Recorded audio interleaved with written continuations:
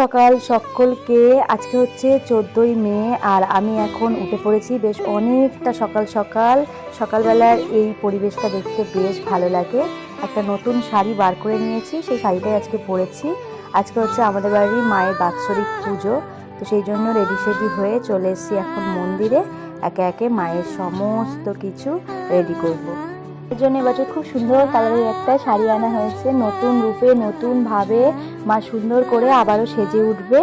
আর ফুলের বাজার নিয়ে চলে এসছে, ফুল আর যত সমস্ত মালা লাগবে সমস্ত কিছু রয়েছে এর মধ্যে। তো সমস্ত কিছু দেখে আমি এখন চলে এসেছিলাম মন্দিরে।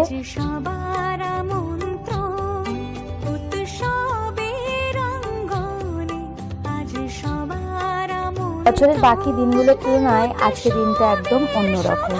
আমি পুরো মন্দির যেহেতু পরিষ্কার করব, তাই সমস্ত দেবতাকে একে একে নামিয়ে নিচ্ছিলাম। আমি পিকচারগুলো নামিয়েছিলাম আর বাদ বাকি ঠাকুরগুলো ঠাকুরমশাই নামিয়ে দিয়েছিল। সমস্ত কিছু আমি এখন খুব সুন্দরভাবে পরিষ্কার করে নেব। আর চুনিটা খোলার পরে মায়ের রূপটা একদম অন্যরকম লাগে। এক এক রূপে এক এক রকমের সৌন্দর্য বর্ণনা করা কিন্তু খুবই মুশকিল। চুনি খোলার পর এই চুলটা দেখলে আমার বেশ ভালো লাগে। তারপর মায়ের ওখানে সমস্ত কাজ মিটিয়ে এখন যে শাড়িটা পরাবো সেটাই বার করছিলাম। এই কালারটা আমার ভীষণ ভালো লাগে, তো এই শাড়িটা আনা হয়েছে। আর এই চুড়িটাও মায়ের জন্য আনা হয়েছে। চুড়িটা তো ভীষণ সুন্দর। আর মায়ের যেসব সাজ সরঞ্জামের জিনিস সেগুলো একে একে বার করে নেব। তেল থেকে শুরু করে আয়না, চিরুনি, সমস্ত কিছু। আর এদিকে মামুনি এখন সবজি কাটছে, যেহেতু মায়ের জন্য ভোগ বানানো হবে। তো একে একে যে সমস্ত সবজি লাগবে সবগুলো কাটা হচ্ছে।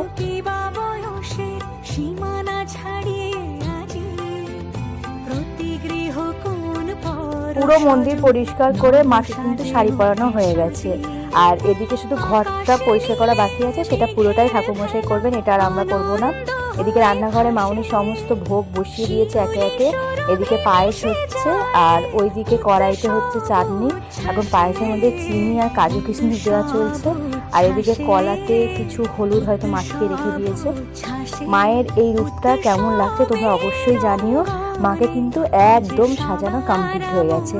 এবার তো মায়ের সমস্ত ফুলের মালা পরানোর পর তো দেখতে আরও বেশি সুন্দর লাগবে।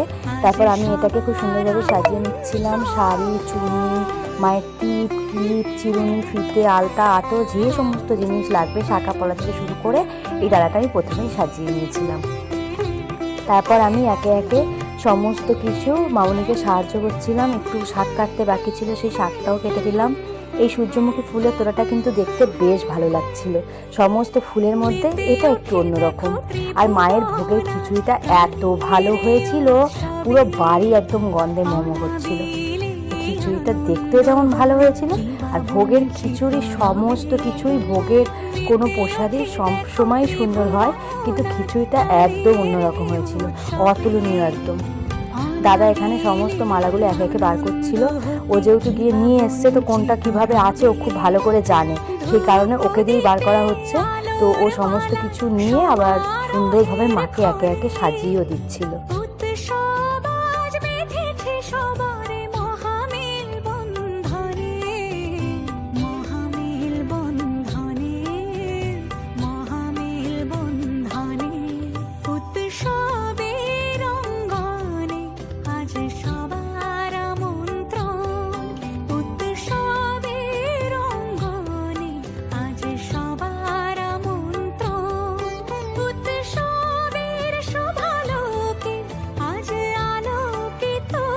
মায়ের এই সুন্দর সাজে দেখতে কেমন লাগছে সেটা তোমরা অবশ্যই কমেন্ট বক্সে জানিও।